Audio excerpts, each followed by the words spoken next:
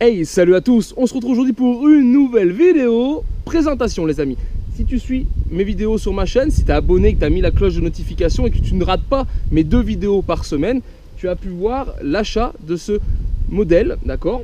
Tu as pu voir aussi la remise en route, parce que ça a été vraiment très rapide, on est vraiment sur une base qui était ultra saine. Et aujourd'hui, je vais donc te présenter mon cyclomoteur VAP 631C.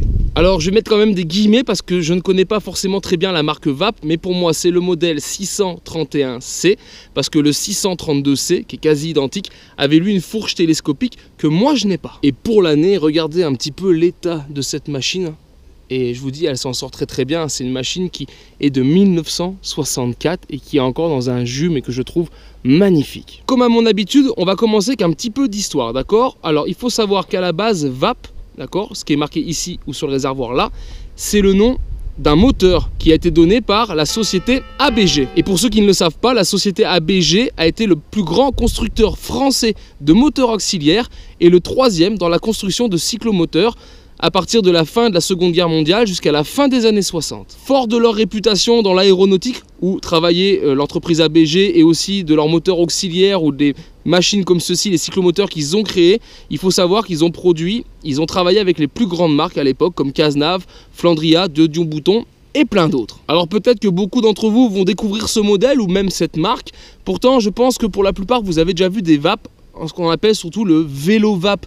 C'était le concurrent direct du Solex et souvent c'était donc comme un Solex avec le gros moteur ici à l'avant en travers qui était assez large par rapport à celui d'un Solex, et on les trouvait en noir mais le plus souvent en bleu. Donc je vous disais, pour moi un modèle 631C qui se rapproche du 632C mais qui lui avait donc la suspension à l'avant, et on pouvait trouver quasi la même référence en face chez Cazenave avec le modèle 672. Donc on est sur ce qu'on appelle un cadre tube ici, d'accord? Ça c'est vide, hein, c'est vraiment que la poutre du cadre avec un réservoir ici à l'arrière situé sous la selle. À l'avant comme à l'arrière, des freins, un tambour situé dans le moyeu qui lui est un monobloc ondulé. Il faut donc savoir qu'en 1964, date de ce cyclomoteur, il était produit par l'entreprise Cazenave qui était située à Belin en Gironde. Et on retrouve dessus, et on le voyait un petit peu mieux lors de ma dernière vidéo sur la révision, parce que là il est caché par les carters.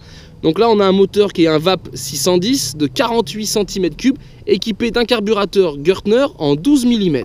Cylindre à double transfert, on a ici l'embrayage automatique et on a une transmission qui se fait par courroie plateau. Alors pour information, ce VAP 610 ne se montait pas sur n'importe quel cadre. Il pouvait se monter que sur les machines conçues comme celle-ci pour recevoir ce moteur. J'ai remis les pneus, je l'ai remis comme sa config d'origine, hein, il est bien sorti en pneus à flanc blanc ou beige, pardon. On est sur des pneus qui sont du 2x19 ou du 23x2 pour ceux qui préfèrent. Et puis après voilà, regardez, on retrouve le petit sticker d'origine, donc qui venait de Romans. Donc c'est assez ouf, regardez l'état, ce gros phare, un typique des années 60 je trouve. Donc voilà, là on voit qu'on est quand même sur un modèle de base. Je vous disais, il n'y a pas la fourche télescopique, on n'a pas le compteur non plus qui était une option. Donc voilà, ça devait être l'entrée de gamme de chez VAP. Vous l'aurez compris, il s'agit d'un modèle sans variateur, pourtant équipé d'une couronne, les amis, de 60 dents d'origine. L'éclairage, c'est du Soubité. On retrouve ici le petit porte-sacoche d'origine intégré au porte-paquet ici avec bien sûr la petite sacoche. La selle en parfait état qui elle est une Borea bicouleur. Et bien sûr je lui ai remis sa petite option d'époque avec ici une Solibloc Tornade, une petite pompe, hein, d'accord, qui fait environ 28 cm, conçue pour les mobylettes et qui vient se ranger là. Et voilà, c'est le petit détail mais qui fait que moi j'aime bien avoir une mobylette complète. Présentation finie, je vous propose d'aller l'essayer tout de suite les amis. Le temps pour moi d'enfiler un casque et une paire de gants. Et on se retrouve directement au guidon de ce VAP. Allez, l'essence est ouverte les amis, on se cale ici pour un petit démarrage, décompresseur à la gâchette. Et voilà. Parfait, et ben voilà, on est parti pour un petit tour. Comme à mon habitude, j'ai mis dans ma poche mon application, mon itinéraire, qui va me permettre d'enregistrer quelques infos sur cette machine, voir à peu près à combien on monte en moyenne sur le peu de kilomètres que je vais faire. Moi j'ai déjà une idée par rapport à d'autres machines que j'utilise. Et puis on verra aussi en ligne droite ce qu'on arrive à tirer de cette machine. Voilà, sachant qu'elle n'a encore pas trop roulé, donc on va quand même y aller doucement. On va peut-être pas tout lui mettre 100% dans la tronche aujourd'hui.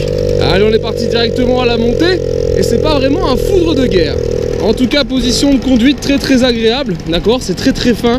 Il y a très peu de poids entre les jambes. Et surtout, c'est relativement maniable. Et ça réagit plutôt pas mal. Voyez, on l'entend chanter.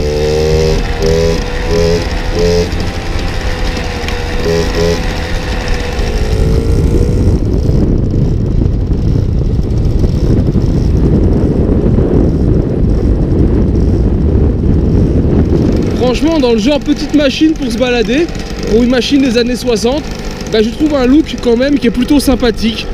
Une conduite plutôt agréable, assez souple. Même le pédalier, j'essaie de relancer avec le système de pédale, ça relance super bien. Ça fait penser un peu à ces pédaliers de moto-bécane. Quand tu pédales, t'avances, tu vois, par rapport à un centro, t'as tendance à mouliner. Mais en tout cas, je suis vraiment surpris et vraiment content de cette machine.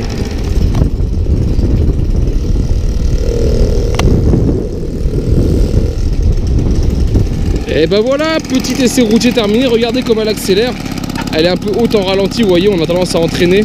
Même l'embrayage qui doit légèrement coller un petit peu, hein, c'est normal, elle n'est pas roulée depuis très longtemps. Mais en tout cas, voilà, petit essai concluant, on va l'arrêter. Voilà, parfait les amis. Mais voilà, c'est super agréable. Franchement, très agréable à conduire, je suis assez surpris.